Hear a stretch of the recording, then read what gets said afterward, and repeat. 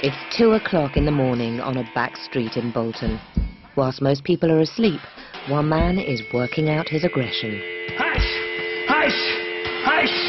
Hush! Sandy is 5 foot 6 inches tall. Hush!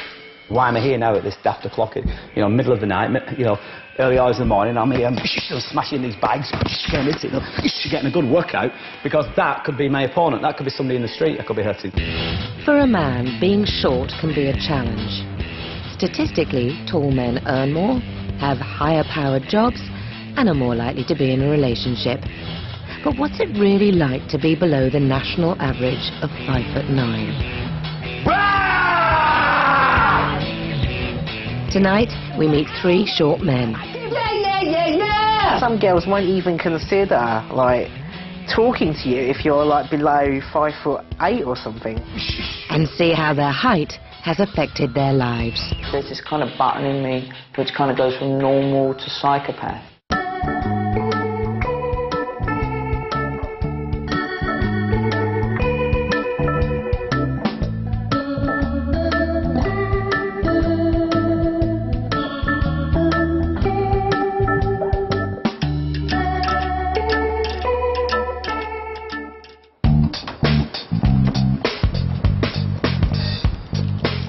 Sandy Holt is 48, lives in Bolton and owns his own gym.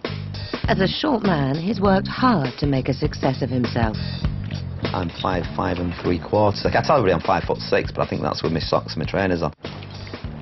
I've been on the receiving end of being bullied and being picked on for my size. Red hair, freckles, mainly because I was short, because I was the smallest guy in the school and the youngest as well.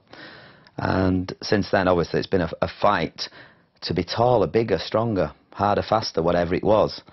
And I think my whole world has basically been driven by this force. Obviously, you can only reach a certain height. You can't grow any taller once you've reached 21. But I suppose I've tried to become a bigger person. I mean, as soon as I saw this car, I just looked at it and I thought, that's me. That's me. Small, bright, colourful and mad-looking. Describes me to a T, really. By the age of 17, Sandy's issues with his height were beginning to dominate his life. It was then he discovered Thai boxing. If other people have got a problem with your height or whatever, then you've got to prove yourself. So really, Thai boxing has provided me, and martial arts has provided me this, almost like a compensation, to be a taller person. Hush! Hush! Hush! Hush! Hush! Hush! Even though he's nearly 50, Sandy is still out to prove himself. He's currently training for an attempt on the world press-ups record. This is controlling the beast, hitting the bag, doing Thai boxing, working out, breaking records. I just think, it's not just the fact of testing myself, Sandy Holt, as a person, but also probably proving to those bullies from way back, that I can do something and let them know that I'm still doing it as well. The general public would say that there are common traits among men with short stature. They would say that they have a Napoleonic complex, that they want to be excessively good at something in a noticeable kind of way. They also say that they are angry, that they have a chip on their shoulder. Paul Goldstein is 34 and lives alone in Essex. At under 5 foot, he's the same height as a 12-year-old girl. No one. You don't never hear people say they're 4 something, 4'11". Whenever I say 4'11", it always sort of makes you think, oh God. I hate the sounds of the words. I don't like when you just say 4'11". It just, I don't know. I kind of cringe when I say it. Don't really fit in Essex really, and get looked at a lot by the more chavvy kinds of people. Get the occasional abusive remark. Oi mate, are you a midget? That's one of the ones I have had in the past. I'm angry about small-mindedness, If you look different, if you act different, if you say something different, it gets picked up upon, That's what I get angry about people just kind of, stereotypes, laddishness. The whole people are obsessed with the way they look, the size 0 thing and surgery. It's almost like, achieve the perfect appearance and everything else will follow. But for Paul, looking good isn't easy. Shops do not cater for small men, they cater for the average man. Standing to one side. Alright then, sorry. Every pair of trousers Paul buys needs taking up several inches. A task currently undertaken by his ex-girlfriend, Sally. This is going to make me look like such a dick. Having trousers shortened. It's an object of ridicule, isn't it? Oh, imagine when I'm walking down the street months after this. Fucking hell, yeah, can't even buy trousers big enough, small enough, can you? Midget. I mean, every day I'm aware of my physical stature, you know. I think in a way, what kind of sets me apart from other small men is probably that I've quite big bones, you know, like I've got big forearms, and so I'm very obviously adult, but then with a sort of child's height, you know. It's almost just like by saying 4 foot, it almost sounds like you're going back to your childhood or something. After years of bottling up anger about his height, Paul's finally discovered a way to release it.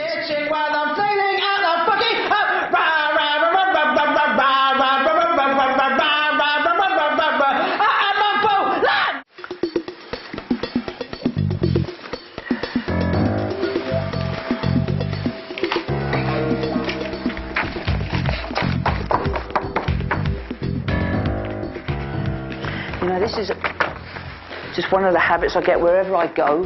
You know, I'll always I have to put things nice and neat. I like order. I know it's a little embarrassing sometimes when you go to a bar and all the bar mats are messy. I'm like that, tidying up the bar mats. Brian Jenkins is a double glazing sales manager in Wiltshire. 37 years old, he doesn't see himself as a short, angry man. I would say, with regards to height, being frustrated and angry, I think the thing is, if you was to ask me that question, I would say no. To ask one of my peers that question, they actually may say yes. As a teenager,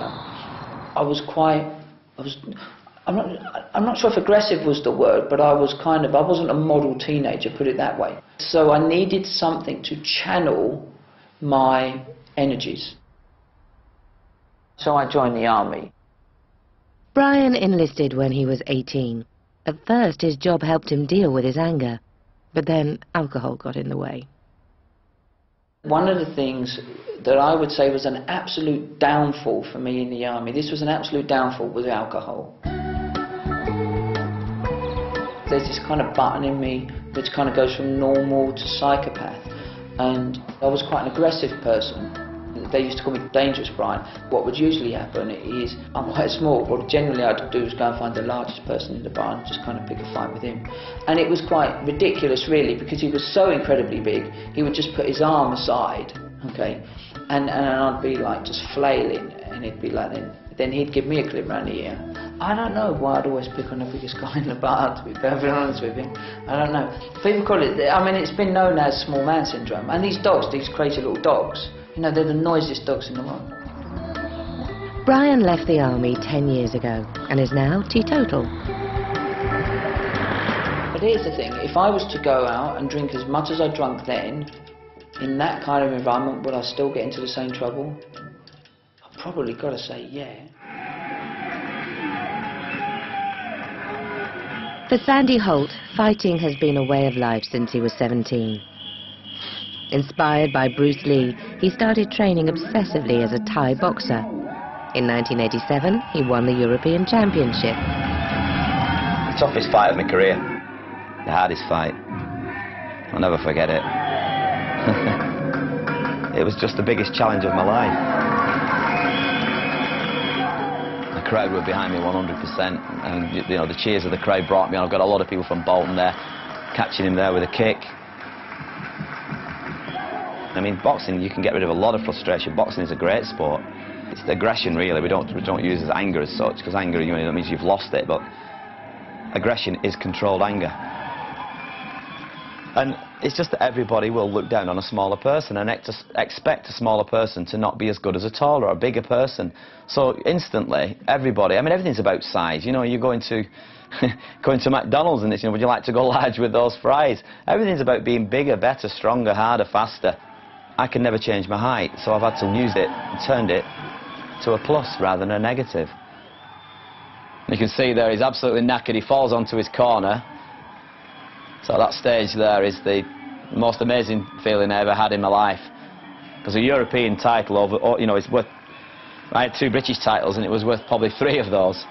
And I'm shaking my head saying, I'm actually saying can't believe it, and it was just the most amazing feeling in the world. Best feeling in the world. And all this has come basically from being small and being bullied.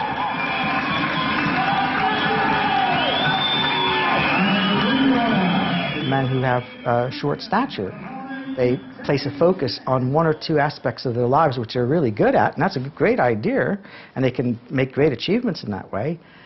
But they always do that to the detriment of lots of other things, lots of other aspects of their lives, and that's where the problems come in. Thank you. Back in Essex, and without a boxing glove in sight, Paul has found his own way of expressing his feelings. I like to be on my knees when I'm fighting on the team. When the boys come close with the animal toes, I give them the 5th degree and I say, huh, what do you want from me, you fat boy? I got nothing to give. If you want my friendship, then let me live on the farm with all the animals. They don't mind men who are small. If you want to be something else, I suggest you take the bus. Ha! Yeah, some of them are certainly autobiographical. Not being able to get a girlfriend, feeling lonely, feeling melancholy, feeling frustrated.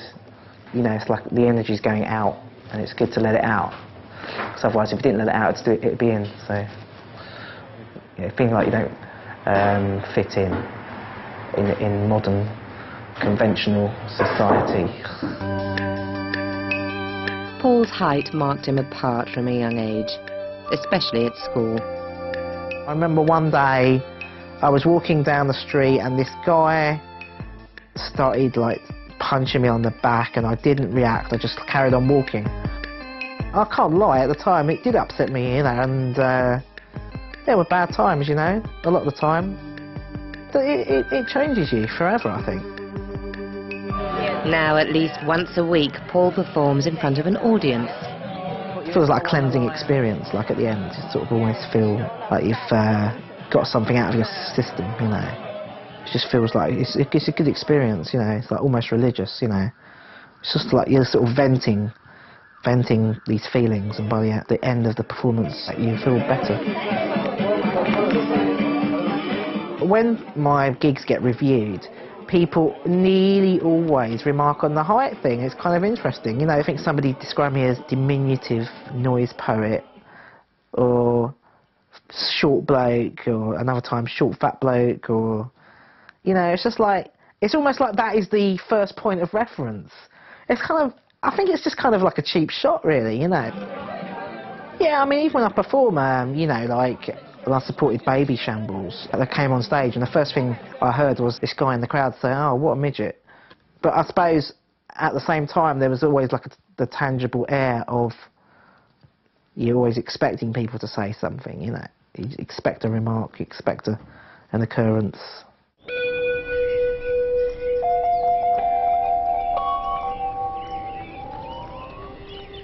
As a teenager, Brian had a reputation for getting into fights. Now he's more interested in hard work and exercise. I have to train, you know, I have to do some form of physical activity. And as a consequence of that, it enables me to focus energy, you know, in a really good place. I've always had quite high levels of aggression, but I never really knew in the past how to channel that effectively. Whereas now, by training, it enables me to keep control of it. If I don't train for any long period of time, you know, I might get edgy, I might get aggressive, etc. When I go out running in the mornings, I do something which pretty much is called my hour of power, where I will run through specific kinds of mantras. For example, just something like, all the passion I need is within me now, all the love I need is within me now, all the caring I need is within me now. Just mantras like that. All the honesty I need is within me now. After his last business failed, Brian started afresh as a double glazing sales manager. The first person he employed was his wife, Joanna. Brian's self-taught anger management techniques are proving useful in his new job. No. It's not a priority for this year, to be honest with you. I don't think so, no. No, I'm just not. We would like a conservatory one day, but not at the moment. No, I understand. That must be about 6 to 8 windows. I think Brian has to prove himself because of his height. I think short people perceive that, especially if you're smaller in height and sort of weight, that they can't do stuff. So if you're short, you can't play rugby. If you're short, you can't play football. Actually, if you're short, you can't go into the fire service. So I think with Brian, he has to push because, you know, he knows he can do it. And that's why. Failure isn't an option. I'm not going to fail at this. The fact is you just give it everything that you've got, as far as I'm concerned. And pretty much that's it. Sandy Holt has forged a successful career as a Thai boxer, but as a child, he wasn't always able to fight back. Going to my old school. My very first school I got bullied. The nightmare, the living nightmare, was school. It was actually daily.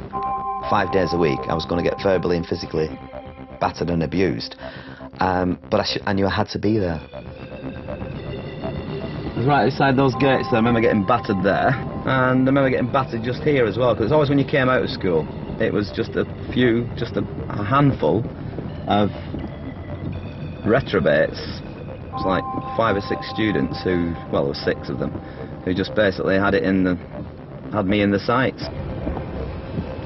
Even just walking between classes, the bullies would just throw a little snide little kick or a comment, and very, very cutting comments. It's just because you are smaller, a bigger person pushes you, you will fall over quicker than a taller person or a big person. So it was a constant battle on a daily basis. So I was living in constant fear. Sandy now teaches anti-bullying classes. Today he is returning to his old school for the first time.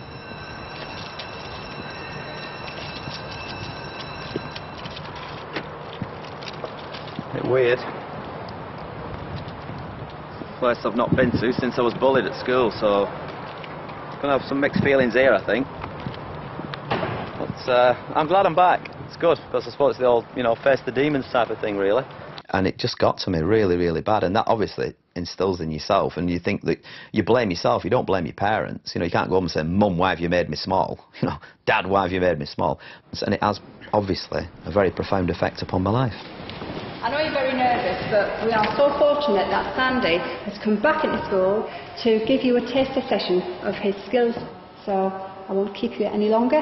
Thanks, Sandy. Thank you very much. Okay, great introduction there, thank you. Okay, I'm not muscles from Brussels, okay, I'm Bolton, born and bred, strong in the arm, thick in the head.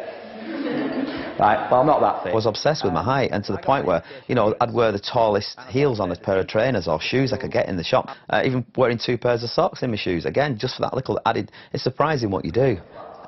And when I was at school, I was smaller than I am now. Could I just borrow you, young man? Okay, now me and you are not much different, are we, in height?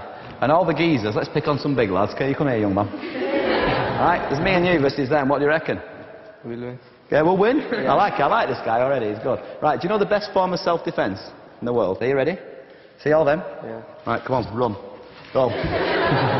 But if we can't run, say we can't run, he's in my face here, I can't get away, I'm against the wall, for example. I don't have any anger against the people who bullied me. I've not gone after them.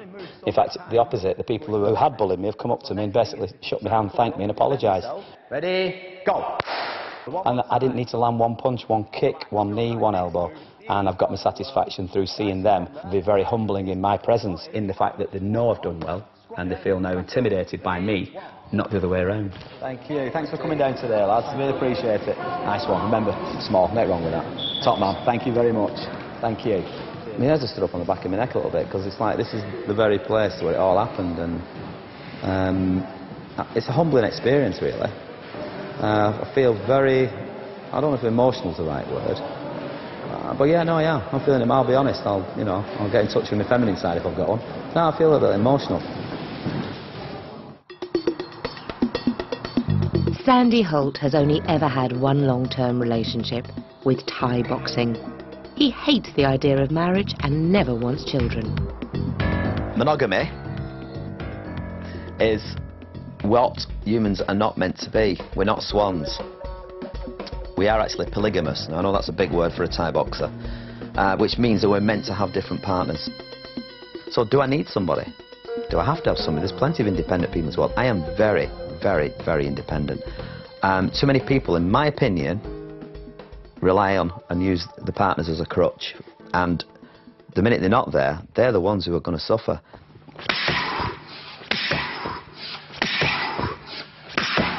I do like ladies very much, and I'm very physical, as you can probably tell. Said I've dated 3 girls, one at 5'10", one at 5'11", and one at 6 foot. You know, God bless them when I was out and they had heels on as well, so it must have looked even stranger. And I wasn't standing on any yellow pages to kiss them. Basically, they weren't bothered. I was. And I used to keep saying to them, does this not bother you? They're going, no. But there has been times, like then, you know, where I've had the odd girl say to me, like, sorry, mate, you're too small. But that's no different than somebody up saying, sorry, mate, but you know, you're too ugly. I do like to take care of personal hygiene. There's no excuse for it, that you can't do that. I just think it is essential that you look after yourself. Luckily, when I wake up in the morning, apart from the usual feeling that most people get, I don't have to do much. I mean, all I do is put a little bit of gel on, which is I'm going to put on now, just to keep it stood up. Excuse the French. Sorry about that, lady. Just a bit of gel, and quote the magician, hey presto, and it's done. That's it. It's not really a statement. It's not for me to stand out and go, look at me, you know, I'm a little man. And there might be a bit of that in there somewhere, you know, because I am small, and you know, small people don't get noticed in a crowd. Put some daft hair on, you put some eyes in the back of your head, and you know, you can't see through them. But you know, it does make a difference, and it does sort of help and make up my character, my personality, and probably just makes it a little bit crazier than what it already is. Sandy's obsession with his image extends to mobile phones. He claims he needs several to keep in contact with everyone, especially his girlfriends. I'm a bit of a phoneaholic, if that's the right word. One of my nicknames is Sandy McTenphone, so that might give you a little clue. I think I've got, what have I got here? 1, 2, 3, 4, 5, 6, 7, 8 of them are here. I've got one at the gym and I've got one being repaired at the moment. It's just total communication, and I like being in touch with people. I'm very much a people person in every sense of the word. And, you know, I like to, you know, and I want people to know they can get hold of me too. I'm a texter maniac as well, that's my main thing. I must send, probably on average, about 100 texts a day, which is heavy usage. I've got like probably 500 numbers of friends. It's crazy. Hello? Speaking. How are we doing? Sandy's earned himself a reputation in the night spots of Bolton. Okay. How are you doing? All right. You well? Thank you very much. As well as being one of the shortest clubbers, he's also one of the most visible. I do like to go out, I do like to have fun and do what every regular guy and every regular dude does. The minute I walk out them doors, I need to be seeing people, I need to be talking, I need to be in the middle of a big crowd doing something, because I do want people to like me. I honestly do. But if I ever see a smaller guy, which is unusual, I have a bit of a crack, a bit of a joke with him, and I'll stand at the side and I go, oh, I feel good now. You know, somebody smaller than me or somebody at the same height. And we used to have a bit of a laugh, and it's a bit of a, you've got a bit of an infinity with smaller people. and I think they'll sort of have a little nod and a smile or a recognition, knowing that how they're dealing with it, perhaps, and how you're dealing with it. What a life. Paul is finding it harder to deal with his height. He hasn't had a girlfriend in over 4 years. In the world of dating or, you know, whatever, if you're a small man, I think it's definitely a disadvantage. It can't be denied.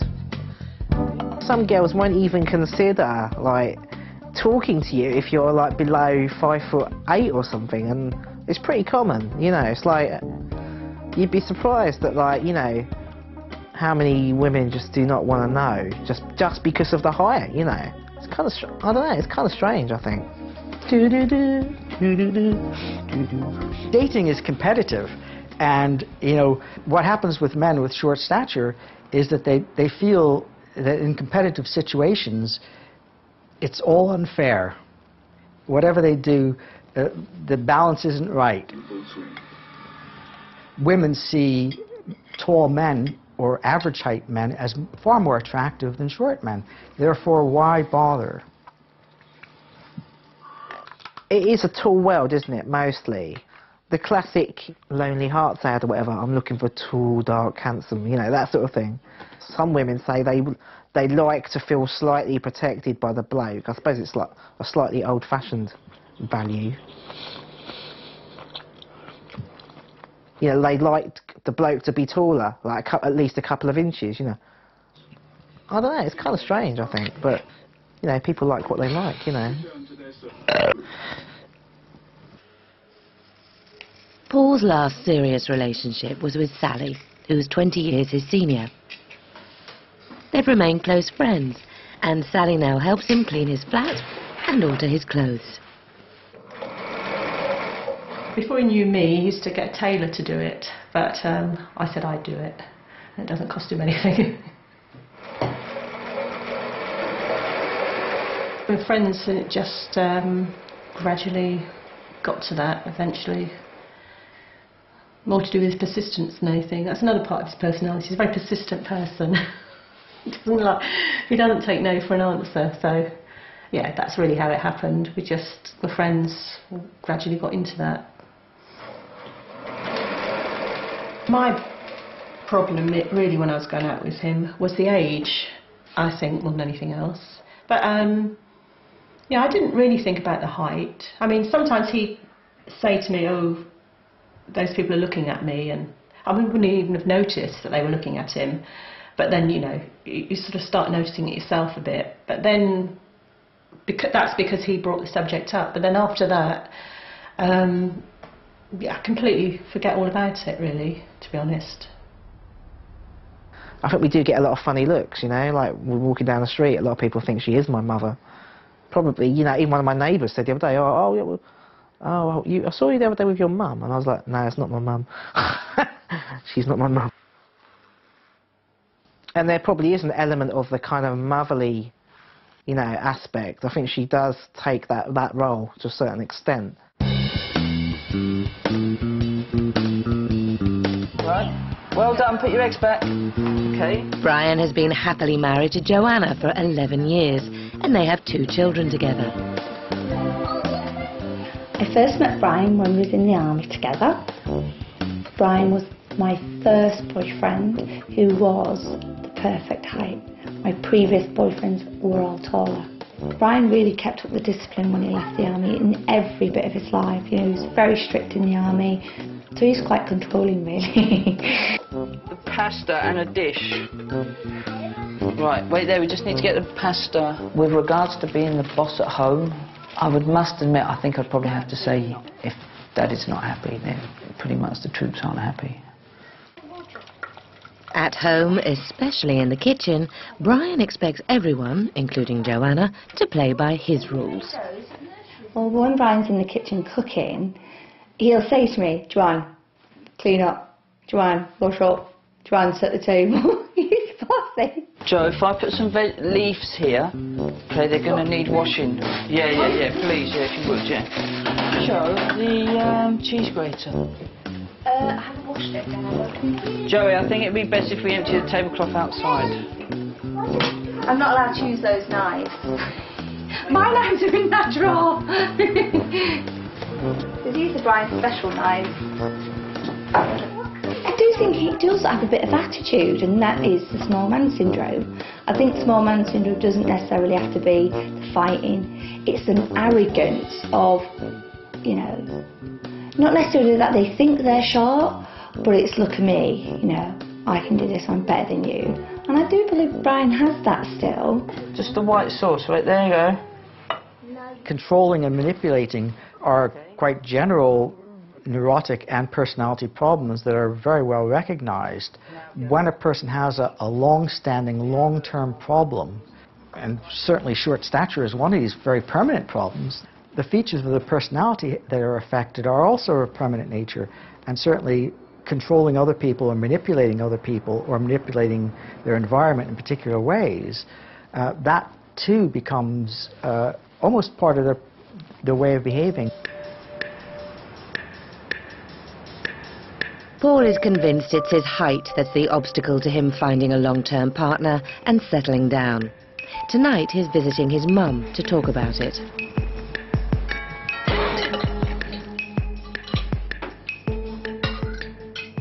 By the age of 3, doctors became concerned about Paul's height. They suggested injecting human growth hormones to help him develop, but his mother decided against it. You're small because our whole family's small. On your mum's side? On my mum's side. Yeah. Yeah. Mum was only about 4'9". My grandmother was about the same. How tall was your dad? About 5'2". Yeah. He was quite normal weight, just over 6 pounds. My other son, Mark, is 5'10". But unfortunately, he wasn't growing, and well, it was nothing to be, not funny. He was a normal-sized child, a baby, although he was quite small in length when he was born. But our family is short, so I guess Paul drew the short straw, so to speak. I don't know how to make that fun, but you know, that's what happened. Came from a family of midgets. No, you did not come from a family of midgets. You came from a family of short people. The midgets. It turned out okay. It's a lot harder when you're at school and stuff. When I was growing up, it was a lot harder because it's pointed out to you constantly that you're different. It's very much a late starter in life, really. It took a while to get going, you know. It took a while to sort of start doing the things I wanted to do. What he lacked in height, he made up for in personality. It takes a certain amount of confidence, I think. And maybe some of that was due to the hangover from the lack of height and the weight. It all made me feel what I went through, you know. Paul is a bit of a worrier. Oh, yeah. He's a great guy. Aren't you? What can I say? She's speaking the truth. What does he worry about? Oh. Lack of sex. Lack of money. Where the next shag's coming from? No, lack of money.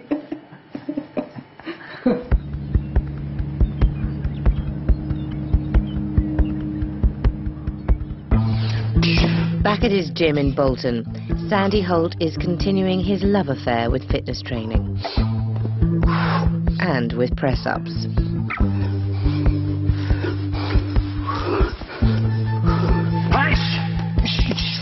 People think it's just upper body. Okay, you actually work your quads, work your stomach, work your back, your shoulders, your arms, get loads of muscles. It's just a really good way of working out. But I think I've got a problem with them because I do too many. So I usually do an average a day, about 1,000 a day.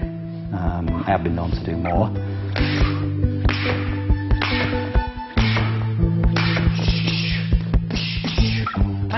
I suppose it's like a hardcore drinker. You know, if they have 1 glass of whiskey, they wouldn't taste it. They have to drink half a bottle. So what I do is instead of having, 10 sit-ups, I'll do 1,000. So it's the same as any addiction, really, and I think that's what it is. It's an addiction for me. There are men with short stature who do overcompensate physically by working on their body image, but it's disproportionate. That's what the problem really is. These guys go at it hammer and claws for a very long time, to the detriment of the rest of their social life. I mean, as soon as you've done your 100 press-ups, you know, my muscles are tired, but you also get this then instantly, it's like this, I suppose the same thing, because I don't know, I don't smoke, from the feeling of having a cigarette. My cigarette is cracking out 100 press-ups. My glass of whiskey is my 2,000 sit-ups in one go. It's not for nothing that Sandy is known by the nickname Sandy McMad. He claims to hold the world record for the most press-ups in a minute. Now he's preparing to break the record for the most in an hour.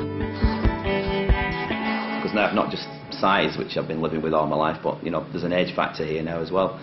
Those demons, you're going to get it, I hope. Sandy Holt was once the European Thai boxing champion. Today he's taking on his biggest challenge in 20 years. Sandy is about to attempt the world record for the most press-ups in 1 hour. And it seems many of Sandy's fans have turned up to watch. Thank you. Just getting rid of the demons from, you know, from the past of, like, being small. And just showing other people that, you know, size doesn't matter, age doesn't matter, and overcome the obstacles in life. When you are small, of course you're challenged, you're vertically challenged, and people look at you in a different way. Those demons, you're going to get it, I hope.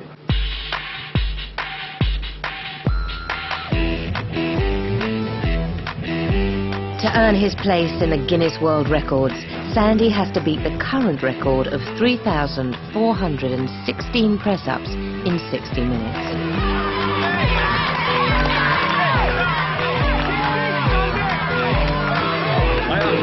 Mr. Holt.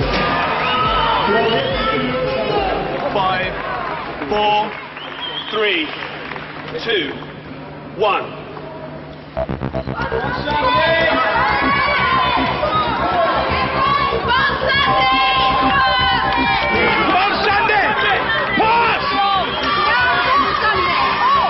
The only restrictions in life are ourselves. I've had to get respect not from my height, because I haven't got it. I've got respect from what I've done. But then that's what it is in this world. You can't demand respect. You know, respect is earned.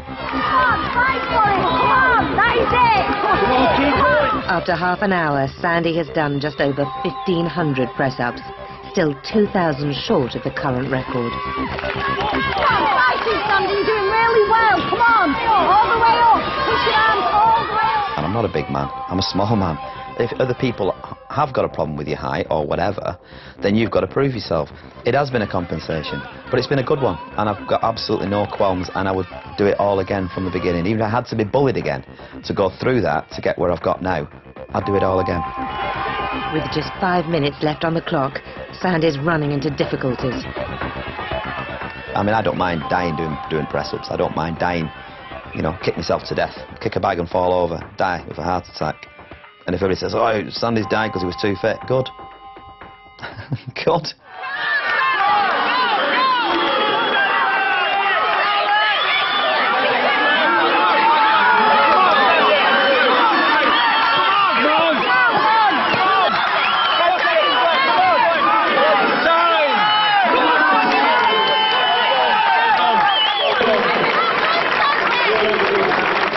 Sandy makes it to the end of the hour, but did he break the world record?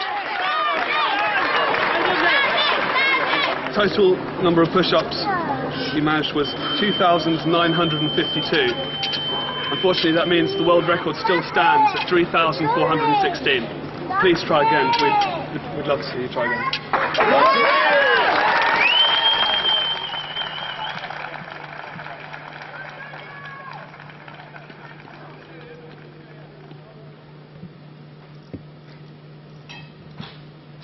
A bit disappointed that I've let everybody down. This is the last thing I wanted to do.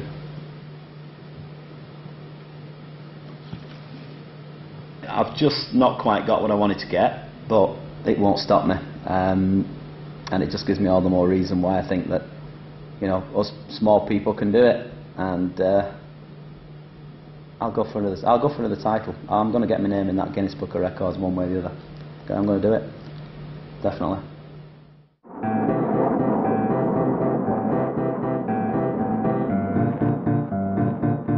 Okay. In Wiltshire, double glazing sales manager Brian Jenkins has just received his end-of-month sales results. They're not good. He's called a staff meeting with his closest colleague, his wife, Joanna. How do you think we got on February? I think we had a terrible month in February. Okay, why'd you say that? So I can't really tell a lot in February. There was hardly any leads. Right, Joanna, how do you think you could have improved?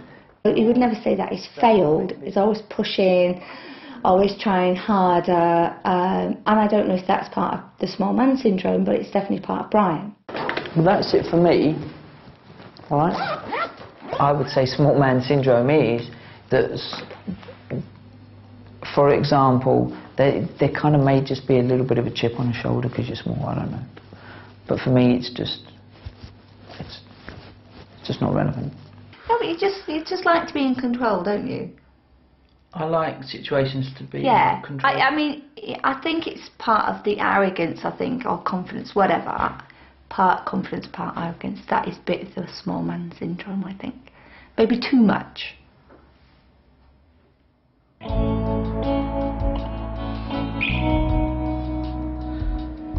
Paul is less concerned with business success than finding a girlfriend.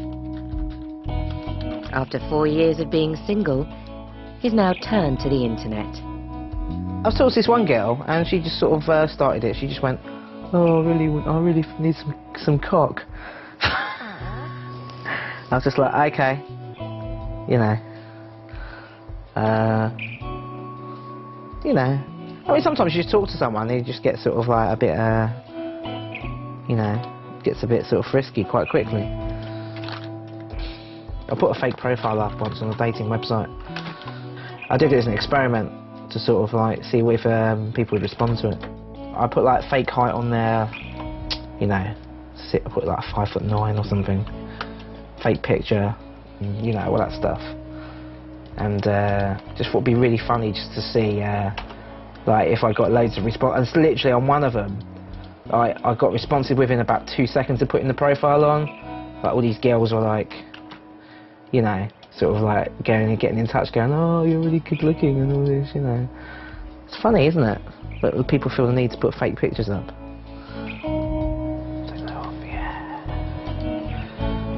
I think it just seems to be one of those situations where the more you try, the less you achieve. And I think, you know, people say, yeah, the secret is not to try, and you think that's you know, I used to think that was a bit of a cliche, and sort of think, well, if I actually did try, you know, hard, then I would probably, you know, find someone.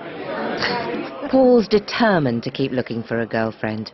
In the meantime, he's devoting his time to his poetry. I don't get modern life, I don't know how to act. Yeah, the things that people say are alien to me. I've never fitted in. Yeah, I'm not the average guy. Yeah, I wanna be myself. So please fuck off and die.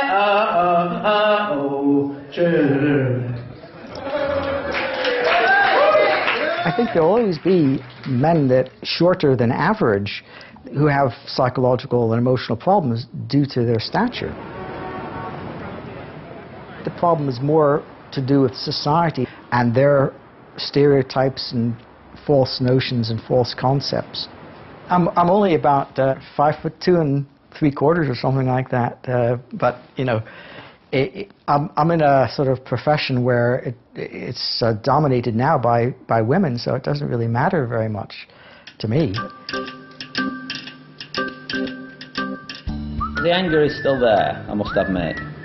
I call it drive, and people would probably have that. You have like a burning sensation in your stomach. That is the anger. That's what people get. The aggression comes straight up from your stomach into your mind, and then obviously it's expressed.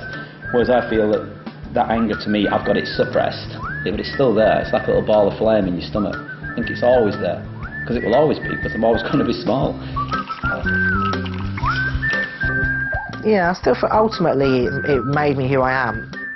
I appreciate it, you know, if I was just a person who'd gone through life and he was like an average Joe and he wasn't having the same experiences, then who knows what my life would be like, you know. Maybe it was fate. You know, there's so many advantages of being small. I can wear the most amazing suits. I love it. I'm far more agile. It's excellent. I can fit into much nicer cars. Absolutely. Have you not seen Jeremy Clarkson trying to squeeze into a GT40, you see? Whereas for me, I just glide in.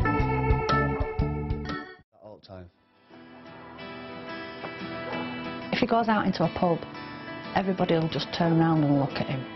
If he walks in anywhere, they'll just stare at him. It's like being in a zoo.